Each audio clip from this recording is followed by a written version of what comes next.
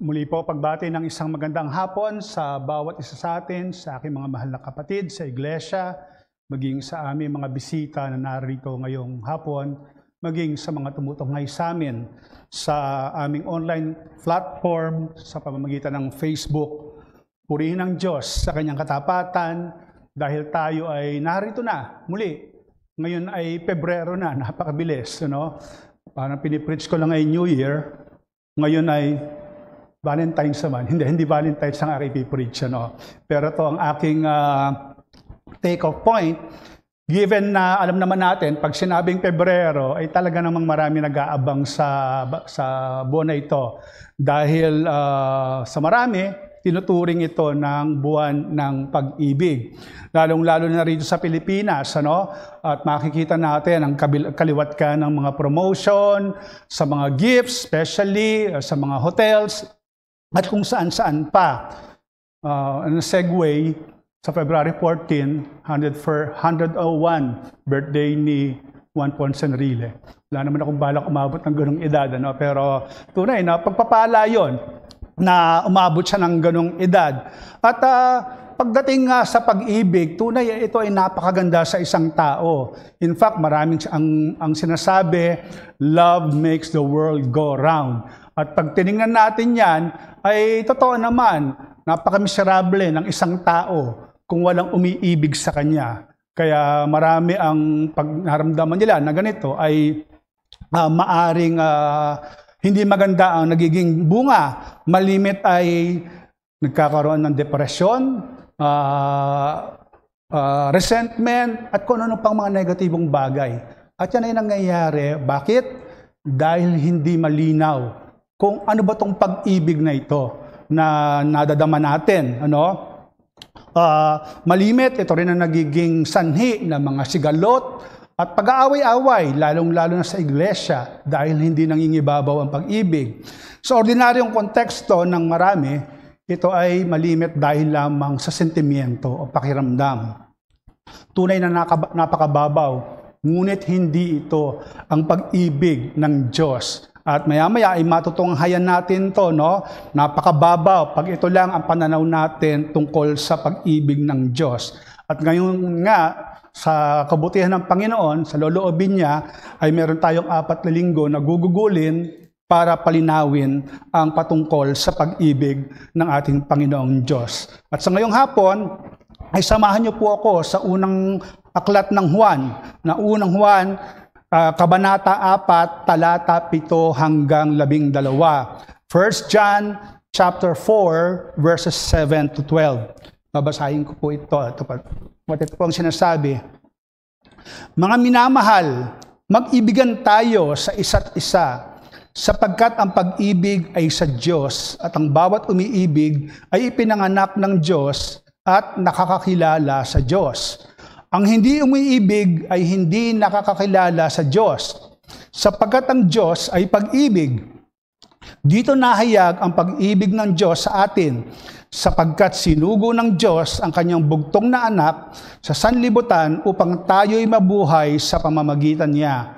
Narito ang pag-ibig, hindi sa tayo'y umibig sa Diyos, kundi siya ang umibig sa atin, at sinugo ang kanyang anak na pantubos sa ating mga kasalanan.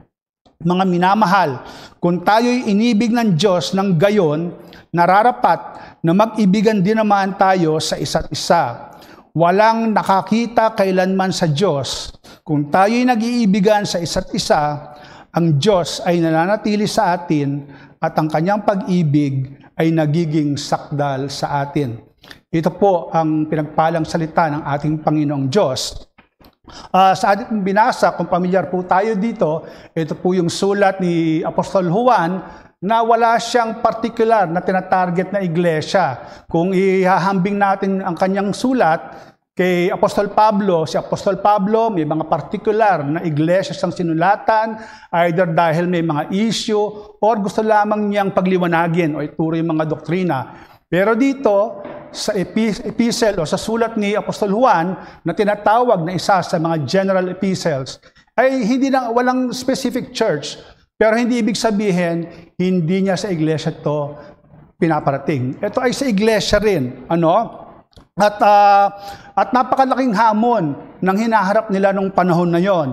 Kung natatandaan natin yung mga pinaliwanag na sa atin sa mga maraming mensahe rito, nung panahon na yon ay naglipa na ang mga bulaang propeta, ang mga huwad na guro, doon sa kanilang kalagitnaan na nagtuturo ng Gnostic teaching, specifically Docetism. Ano yon? Yon ang nagdi-deny na ang Panginoong Jesus ay nagkatawang tao. Ang sinasabi nila, ay yung Panginoong Jesus nyo ay nagpakita lamang. Hindi yan totoong naging tao, kundi siya ay maring Diyos, pero hindi siya naging totoong tao.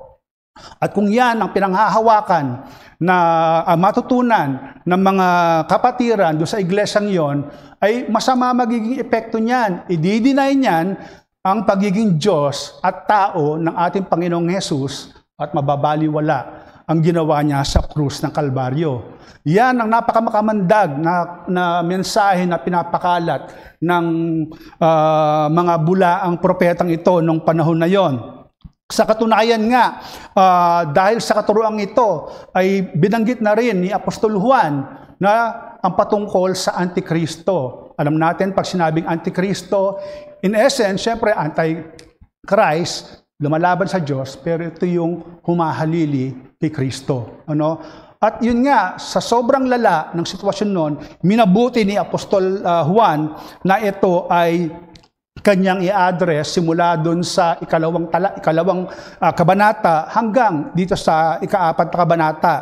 At dito nga, sa pagpapaalala niya sa mga mananampalataya, simula doon sa verse 4 na hindi natin binasa, ay ang dahilan lang nito kung bakit kailangan nilang paalanan ay naging mananampalataya sila dahil sa pag-ibig ng Diyos. Dito nagte-take off si Apostol Juan na kailangan na kung sila ay tunay na iniibig ng Diyos, kailangan ipamuhay nila ang totoong pag-ibig nito na nagmumula sa Panginoon. Simula nga doon sa talata 7 ay malinaw na ibinigay niya ang paalala ng pag-ibig na ito at dapat ipamalas sa mga kapatiran sa iglesia. Naniniwala si Apostol Juan na kung ito ay magiging malinaw sa mga kapatiran, ay magiging malinaw sa kanilang ebanghelyo, bakit dumating ang Panginoong Jesus. At kung natatandaan natin, ang love ang nagbabind sa mga kapatiran. Ito ang nagpo-forge ng unity para maging matibay sila. Yan din ang isa sa tinalakay natin nung huling mensahe ko sa Efeso. At dahil nga dyan, tayo ay hahalaw ng isang mensahe ngayong hapon na aking pinamigatang ang dalisay na pag-ibig ng Diyos sa mga mananampalataya ay nakikita sa katulad na pag-ibig sa mga kapatiran. The divine love of God to believers is evidenced by the same love for brethren. Uulitin ko, ang dalisay na pag-ibig ng Diyos sa mga mananampalataya ay nakikita sa katulad na pag-ibig sa mga kapatiran. Yan ang gustong linawin ni Apostol Juan, ngunit hindi niya sinasabi na ito ay tunay na kaagad nakikita sa isang iglesia. Kaya ito ay malinaw na kanyang pinanawagan na dapat isabuhay ang katuruang ito ng mga mananampalataya ni Jesucristo. Pansinin natin, ilang ulit binigkas ni Apostol Juan dito sa kanyang sulat na ito, ang mag-ibigan tayo sa bawat isa, or to love one another, or love for brethren. Sa chapter 3 pa lang, ay ilang ulit na niyang sinabi ito hanggang sa chapter 4. Paulit-ulit, patunay ang napakahalagang katotohanan nito na ang pag-ibig ng Diyos sa mananampalataya ay kailangan makita sa kapatiran ng iglesia. At dito, hahalaw tayo ng dalawang katotohanan na maaari nating gamitin sa ating paglakad bilang miyembro ng iglesia. Una, mga simpleng katuroan pero napakahalaga. Si Jesus ang simula at batayan ng dalisay na pag-ibig. Jesus is the beginning and model of pure love. Again, si Jesus ang simula at batayan ng dalisay na pag-ibig. At ang pangalawa, pag-ibig na likas na pinadadama sa mga kapatiran. Love that is naturally extended to brethren. Ulitin ko, pag-ibig na likas na pinadadama sa mga kapatiran. Doon sa unang katotohanan, si Jesus ang simula at batayan ng dalisay na pag-ibig. Bakit kailangan ulit-ulitin ni Apostol Juan ito? Gaya nga sinabi ko, sa simula pa lamang sa chapter 4, sinabi niya ang kahalagahan nito sa mga mananampalataya. Paano? Sa pamamagitan ng pagsuri ng bawat espiritu na kanilang nakikita. Sabi nga doon kasi ay naglipa na nga ang mga bulaang propeta at mga huwad na guro na nung panahong iyon ay nakapasok na sa iglesia.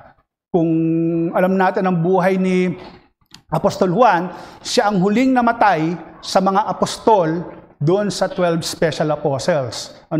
Isinulat niya itong aklat na to, sabi ng mga Bible scholars, around AD 90. So, ibig sabihin, nung paraon na yon, nakita niya na ang mga nangyayari, kung gaano kalaganap ang mga huwad na guro na nagpapakalat ng maling katuroan na to, na kumukontra sa pagiging ng tao ang Panginoong Hesus, at the same time, siya ay Diyos. At dito nga, ginamit ni Apostol Juan ang pagkakataon na ipakita kung saan nagmula ang kanilang pagiging alagad ng Diyos.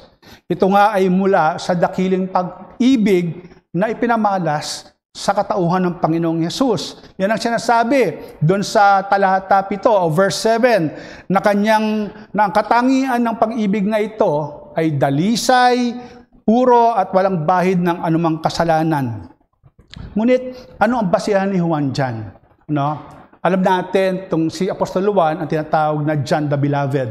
Diba? Dahil nung Last Supper, siya yung nakikitang nakahilig sa dibdib ng ating Panginoong Hesus. Ngunit, kung natatanda natin, kung nabasa natin ang buong aklat ng Juan, o the Gospel of John, ay doon pinakita ng apostol ang pag-ibig na nagsimula sa Diyos, simula doon sa tatlong persona ng Trinidad. Ito ang sinabi niya patungkol sa pag-ibig ng Diyos Ama kay Jesucristo doon sa Juan 3:35 or John 3:35. Anong sinabi nito? Minamahal ng Ama ang anak at inilagay sa kanyang kamay ang lahat ng mga bagay. So yun, malinaw, the love of the Father ay naandun sa anak. At malinaw yan na sinabi ni Apostol Juan. Sinabi rin niya yan dun sa John, na hindi ko nababasahin, John 15 verse 9 and John 17:23. Pwede niyo yan basahin later on. So malinaw na ang pag-ibig ng Ama ay nasa anak. Ngunit hindi lamang natigil yon. Ang pag-ibig ng anak ay naandun din sa Ama. Ito ang sinabi ni Apostol Juan, dun din sa kanyang aklat, dun sa Juan 14 or John 14 verse 31, anong sinabi niya? Subalit ginagawa ko ang ayon sa iniutos sa akin ng Ama upang malaman ng sanlibutan na minamahal ko ang Ama. So malinaw ang pagmamahal ng Ama sa anak at ng Ama sa anak. Ngunit mayroon pang isa, ang banal na Espiritu, ang pag-ibig ng Espiritu sa Ama at sa anak. Yan ang ituro na sa atin, ang nagsugon ng Espiritu, siya ay nagmula sa Ama at nagmula rin sa Panginoong Hesus. At paano natin nakikita ang pag-ibig ng banal na Espiritu doon sa Ama at sa anak? Yan ay pinahayag sa binasa natin kanina doon sa talata 12, pero lalampas tayo hanggang 13. Walang nakakita kailanman sa Diyos kung tayo'y nag-iibigan sa isa't isa. Ang Diyos ay nananatili sa atin at ang kanyang pag-ibig ay nagiging sakdal sa atin. Dito'y nalalaman namin na kami nananatili sa Kanya at Siya'y sa amin sapagkat binigyan niya kami ng Kanyang Espiritu. So doon malinaw na andun ang pagbuhos ng pag-ibig ng Ama at ng Anak sa mga mananampalataya sa pamamagitan ng Espiritu. Sumunod, ginawa ng Espiritu ang kanyang tungkulin sa pag-ibig sa Ama at sa Anak, sa pagbuhos ng pag-ibig na yan sa palataya. At ang mga katuruang ito ay narinig at nalaman ng mga maraming mananampalataya gaya ng sinabi ni Juan dito rin sa talata 6. Ang nakakilala sa Diyos ay nakikinig sa amin at nang hindi sa Diyos ay hindi nakikinig sa amin. Dito ay ating nakikilala ang espiritu ng katotohanan at ang espiritu ng kamalian. So napakalinaw. Saan nagsimula ang dalisay na pag-ibig ng Diyos? Sa Diyos mismo, sa kanyang tatlong persona, sa Ama, sa Anak, at sa Banal na Espiritu. Kung natatandaan nyo, nung diniscuss natin, nung sa mensahe, doon sa spiritual blessings, doon sa Efeso, una, talata 4 hanggang 5, anong sinabi doon? In love, He predestined us. So, ang lahat ay nagsisimula sa Diyos. Ano? So, malinaw na ang dakila at tunay na pag-ibig ay nagmumula lamang sa Diyos at pinapalinaw sa kanyang mga mananampalataya sa pamamagitan ng Banal na Espiritu. Yan na, nasa atin na. Yan ang binigay na sa atin ng Banal na Espiritu. Yan ang unang blessing na pag ikaw ay binautismuhan. Natutunan natin yan sa marami nang naipahayag sa atin, di ba? Na nung ang Panginoong Hesukristo, nung siya rin ay baptize ni John the Baptist, nakita natin kung paano bumaba ang Banal na Espiritu. At gayon din sa atin. Hindi ito ordinaryong pag-ibig, gaya ng kung anong pinapakalat ng mundo ngayon.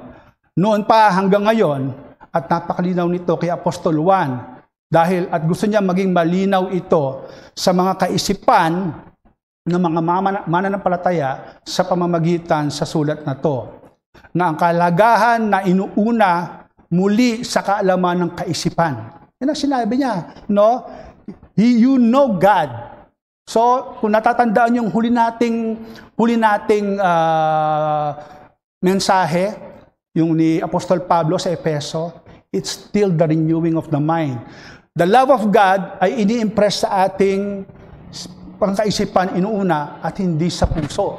Ano? Maaring ilagay sa puso, hindi sa karamdaman, hindi sa sentimiento, dahil alam natin ang danger ng sentimiento, ng feelings. They fluctuate and they can be erroneous. But ang isang isipan na hinubog sa pamamagitan ng salita ng Diyos ay nagiging malinaw sa kanya kung saan nagmula ang salita, ang pag-ibig ng Diyos. Ngunit ano ang ginagawa ng mundo ngayon? Ang tapatan nito ng kung anong pananaw na nauuwi sa maling pagkaunawa o pagkaintindi sa pag-ibig. Gaya nga na sinabi ko, mula sa sentimiento o karamdaman. Kaya sa halip na tunay na pag-ibig ng Diyos, ang kanilang naramdaman o nakikita, ito ay napakababaw. At ano ang nagiging resulta nito? Ito ay nagiging makasarili. Nagiging masyadong self-oriented, self-centered, malimit, pakabig, or kung anong mapapalako. At pag pumalya, yung pag-ibig na yon, ano na ang nagiging resulta? Yung binanggit ko kanina, sigalot, depresyon, at pagkalugmok. Dahil yan sa hindi malinaw na pagkaunawa sa pag-ibig ng Diyos na kanyang ipinamalas sa atin. At ang isa pa ay sa maraming iglesia, no? Very pervasive ang pangangaral ng God of love. Walang mali doon. Pero wala na ang pangangaral ng puot ng Diyos sa kasalanan. Tandaan natin, kanina narinig natin yan sa mensahe ni Pastor kanina umaga, yung compassion ng Diyos sa sinners. Diba? Kaya pinadala ang Panginoong Jesus, pero ano ang nagbunsod noon?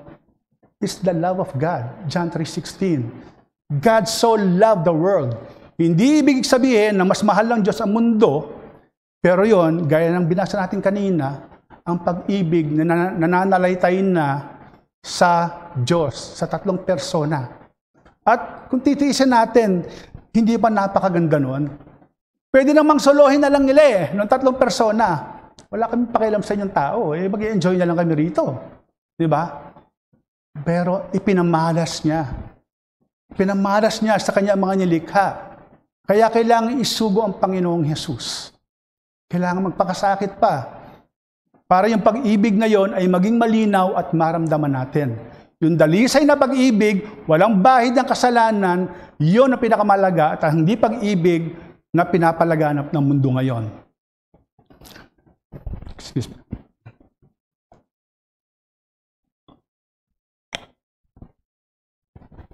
Doon nga po according sa US Chamber of Commerce, pasensya kayo kung Amerika ginagamit ko palagi dahil kompleto sila sa data, Philippines hindi. Sa Valentine's Day, ayon sa US Chamber of Commerce, 53% ng mga Amerikano nagse-celebrate ng paganong pagdiriwang na ito. And out of that, sa ekonomiya nila ay 25.8 billion ang nagagastos. Ang isang average American ay gumagastos ng $187 para lamang sa Valentine's Day. At karamihan sa mga regalo, ang nangunguna ay confectionaries, mga chocolate. Pero hindi lang nauwian doon. Last year, 250 million roses ang kanilang pinroduce. Karaming bulaklak noon. Roses pa lang yan, Hindi pa yung ibang bulaklak. So, ano pinapakita nito? Materialismo. Malimit kung ano magpi-please sa karamdaman ng tao. Yan ang maling ginagawa ng mundo ngayon. Tatabunan nila ang katotohanan, ang dalisay na pag-ibig ng Diyos sa pamamagitan ng mga bagay na to. Yung iba, manonood ng sine, ng concert, let me make myself clear, hindi mali yung mga yon, pero hindi yung katotohanan ng pag-ibig ng Diyos. Sabi nga ni D.A. Carson, sa kanyang librong The Difficult Doctrine of the Love of God, at itong sinabi niya, yung patungkol sa On Distorting the Love of God, babasahin ko na lamang sa wikang Ingles dahil nung tinranslate ko sa Tagalog ang haba So itong sabi niya, we live in a culture in which many other and complementary truths about God are widely disbelieved.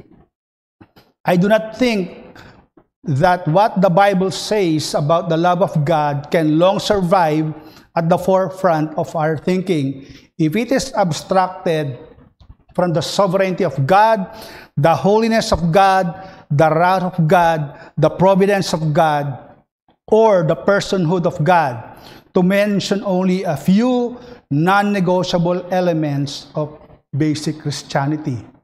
So malinaw, maaring may idea sila kung ano yung pag-ibig ng Diyos, ngunit pinapalabo nila, ina-abstract nila. Hindi nila binabase doon sa salita ng Diyos gaya ng sinabi. At yun nga yung sinabi kanina ni Apostol Juan, di ba? Pinapalinaw niya. Alam na nila na kayo ay niligtas ng Diyos. If you know you are really of God, then ito dapat ang ginagawa nyo. Again, i-compare ko ulit siya kay Apostol Pablo. Yung sinabi ko dati kay Apostol Pablo, pag siya ay nagpapaliwanag ng doktrina or teaching or application, merong negative, may positive. Pero dito kay Apostle John, ang ginawa niya, sinabi niya na kaagad yung positibo, kayo ay sa Diyos. Ang negative lang niya, magbibigay siya ng warning. But Apostle John, gaya ng sinabi ko kanina, maraming beses niya sinabi, pero paulit-ulit. To emphasize the importance, the value nung pag-ibig ng Diyos. At yun, gaya nga ng sinabi ni Carson, sa ginagawa ng mundo ngayon, maaaring may idea sa pag-ibig ng Diyos, ngunit pinapalabo. Hindi ang tunay na pag-ibig ni Jesucristo ang kanilang tinutungtungan o pinapangaral.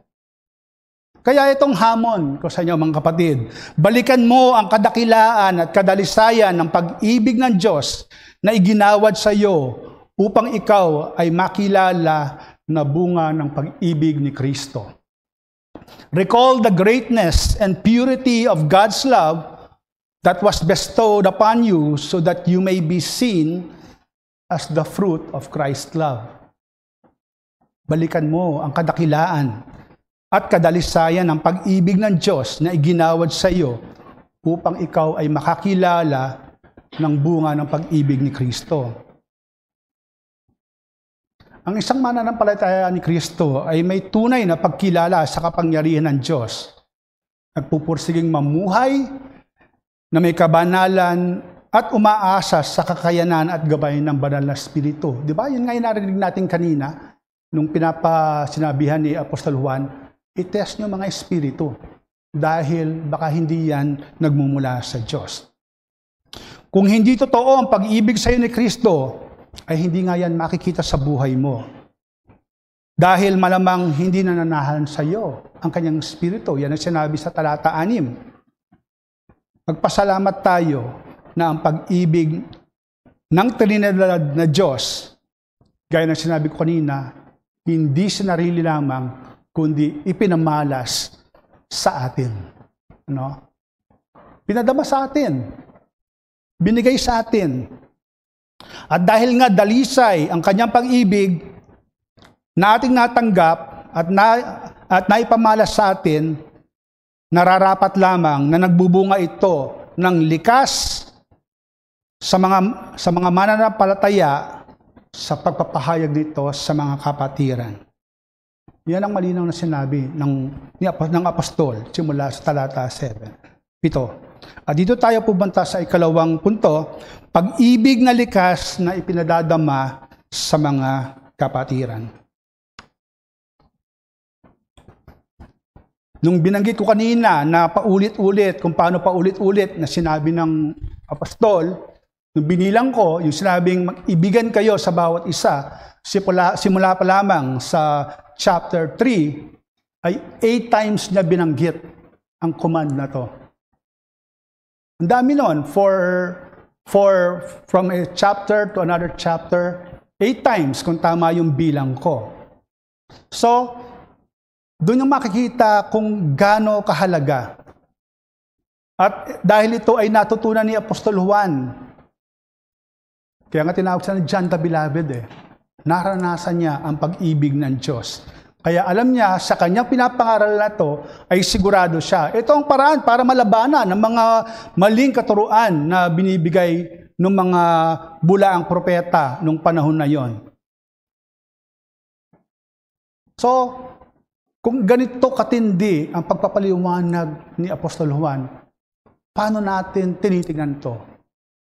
Imagine 8 times for him to emphasize, love one another.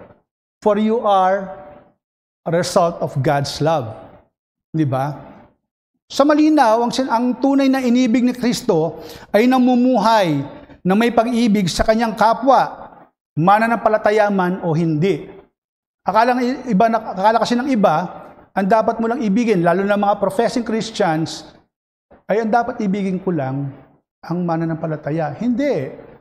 Di ba? Kaya nga sa John 3:16, yun yung essence nun. Binigay ang Diyos sa mga makasalanan, di ba? The one only truly loved by Christ transcends that love to his fellow man, believer or not. Hindi ito tumitigil lamang sa kanya. Hindi ito makasarili. Marami, pag sinabing, ay ako, ligtas na ako.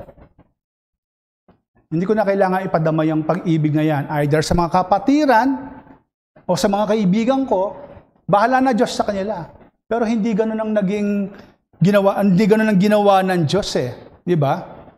Uulitin ko, masarap basahin paulit-ulit yung John 3:16, sapagkat gayon na lamang ang pag-ibig ng Diyos sa sanlibutan na ibinigay niya ang kanyang tanging anak upang ang sino mang sa kanya ay sumampalataya ay huwag mapahamak kundi magkaroon ng buhay na walang hanggan. Sabi nga ng marami mga theologians, ito ang tinuturing the greatest, the perfect synopsis of the Christian theology.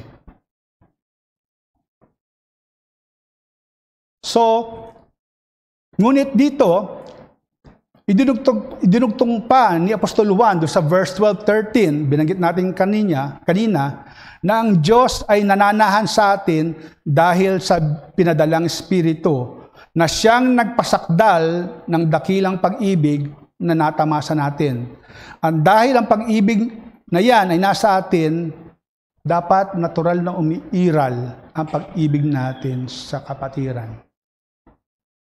Ngunit kamusta ang pag-ibig natin sa bawat isa, mga kapatid? Natanong na ba natin yan sa mga sarili natin?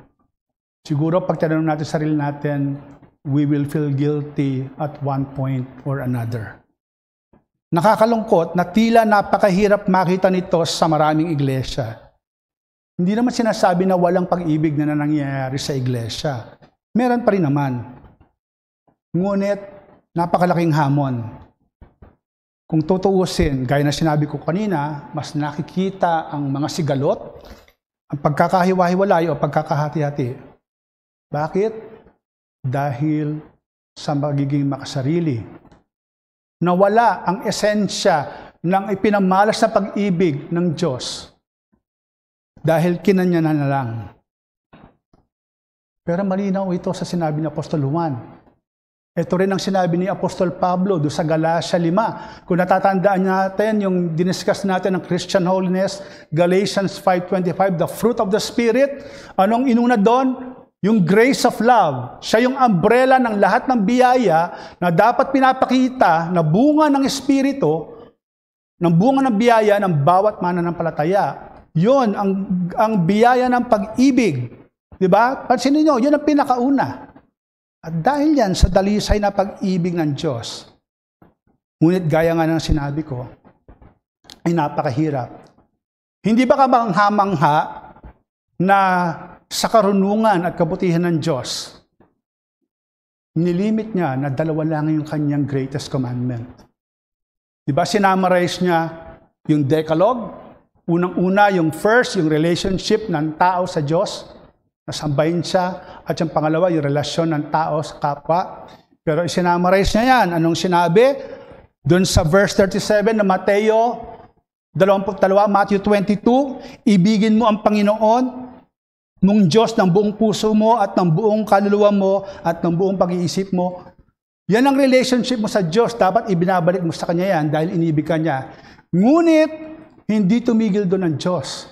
Yung pangalawang greatest commandment, para naman sa tao. Verse 39, ibigin mo ang iyong kapwa gaya na iyong sarili. Ang lalim ng karunungan ng Diyos. Hindi lang para sa Kanya, kundi para sa Kanya mga nilikha. At naway maging malinaw ito sa atin, mga kapatid. No? Napakadunong ng Diyos na yung kanyang pinamalas na pag-ibig ay alam niya na hindi dapat lang tumigil sa atin, kundi sa kapwa-tao. Sabi nga ni A.W. Pink, doon sa kanyang librong The Love of God, or The Attributes of God, doon sa portion The Love of God, ito sabi niya, again, basahin ko sa wikang Ingles. How little real love there is for God. One chief reason for this is because our hearts are so little occupied with His wondrous love for His people. The better we are acquainted with His love, its character, fullness, blessedness, the more will our hearts be drawn out in love to Him. Yan ang nangyayari ngayon. Ang mundo at minsan maging ang mga mananampalataya napakaliit ng tingin sa dalisay na pag-ibig ng Diyos. Napakaliit ng pangunawa natin dito. Kaya binanggit ko kanina, pinaalala ng matindi dito ni Apostol Juan, paulit-ulit, 8 times, to love one another, to love your brethren. No? Dahil alam niya, napalakas ng kaaway, ngunit ang pag-ibig na yun ng Diyos, ang kayang sumaklaw, ang kayang lumaban, at kayang talunin ang puwersa ng kadiliman na yon. Kaya itong hamon ko sa inyo mga kapatid, ipakita at ipadama mo sa mga kapatiran ang tunay na pag-ibig ni Kristo na tumatagos sa anumang harang ng pagkamakasarili. Let us show and make the brethren feel the true love of Christ that penetrates any barrier of self-centeredness. Ipakita at ipadama mo sa mga kapatiran ang tunay na pag-ibig ni Kristo na tumatagos sa anumang harang ng pagkamakasarili.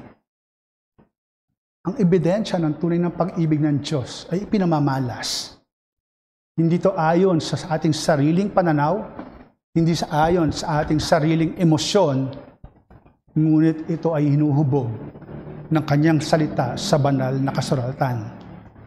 Idagdag ko pa ito na sinabi ni Pink, now the truth on the love of God, as on everything else, our thoughts need to be formed and regulated by what is revealed thereon in Holy Scriptures. Malinaw, ang salita pa rin ng Diyos. Ang salita, the Word, the revealed God, malinaw yan. Si Apostol Juan din na nagsabi, di ba? John 1, salita pa rin ng Diyos ang maghuhubog sa ating isipan, sa ating diwa, ng pag-ibig ng Diyos. Tandaan natin, mga kapatid, tayo'y umiibig sapagkat siya ang unang umibig sa atin. Yan ang sinabi ni Apostol Juan. So, kung i-forward niya, babasahin niyo, 1 John 4:19. We love because He first loved us. At sana maging malinaw din ito sa mga wala pa kay Kristo. Gaya na sinabi ko kanina, ang pag-ibig nito ay hindi lamang nalilimit sa loob ng iglesia sa mga mananampalataya. The fact na napakasakit ang Diyos anak para abutin tayong makasalanan, may pag-asa kayo. Huwag kayong kumapit dun sa pag-ibig na pinapakalat ng mundo ngayon. Ito ay makasarili, napakababaw. Hindi yan naaayon sa dalisay na pag-ibig ng Diyos. Paulit-ulit na nating narinig yung kwento ni George Whitefield at saka ng mga Wesley, si John Wesley. Kung i-recall lang natin, itong mga to ay sila ay naging tanyag, lalong-lalo na nung panahon ng revival noong 18th century. Ngunit sila ay magkakaibigan, sa totoo lang, naging tutor, naging mentor ni George Whitefield, si John Wesley. So si George Whitefield, ang kanyang character, ang kanyang personality ay amiable. Siya ay madaling makisama, madali siya mag-approach sa tao, na kaibahan naman ni John Wesley. Si John Wesley ay medyo reserved at medyo firm. O sabi natin firm. At kahit sila magkaibigan, alam natin sila ay nagkahiwalay dahil sa matinding pagkasalungat ng kanilang mga doktrina. Si George Whitefield ay Calvinist, ang mga Wesleys ay Arminian. At tunay na marami silang pinagdaanan na hamon, pero nagpatuloy ang kanilang gawain sa Diyos. Noong 1749, nagpasya si George Whitefield na manguna na iwanan niya ang kanyang tungkulin bilang leader ng Calvinist Methodist Society. Kasi sa tingin niya, nararamdaman ng mga Wesleys na siya ay parang nagiging threat. Kasi ang mga Wesleys, sila yung chief organizer ng mga revival. So nagpakumbaba siya, without abandoning his doctrine. At nung 770 nga, nung taon na mamatay siya, bago siya namatay, lumapit siya sa mga Wesleys. At nagbigay pa siya ng mourning ring, yung pagluluksa na ring, sing-sing, sa magkapatid ng Wesleys, na hindi naman tinanggihan ng dalawang Wesleys. Sabi nga niya doon, ito yung sabi niya, doon sa sulat niya, kay Charles, as my very dear old friend, at kay John, your honored brother. So doon makikita natin ang pag-ibig na ipinamalas ni Whitefield sa kanyang mga kaibigan na Wesleys. At gayon din naman, ang mga Wesleys, hindi sila nagmatigas. Si John, gumawa siya ng elegy or ng isang mourning poem para kay Whitefield. At si Charles, ang nangaral. At si John, ang nag-preach ng sermon nung mamatay, nung nakaburol na si Whitefield. Malinaw na yung pag-ibig ni Kristo na pinamalas sa kanila ay siya rin nilang pinamalas kahit sa katunggali nila. Para ang kaharian ng Diyos, ang pag-ibig ni Kristo ay mangibabaw. Yan ang tunay na pag-ibig, mga kapatid. Nagpapakababa kahit hindi kinakailangan at pinamamalas, lalo na sa mga mananampalataya.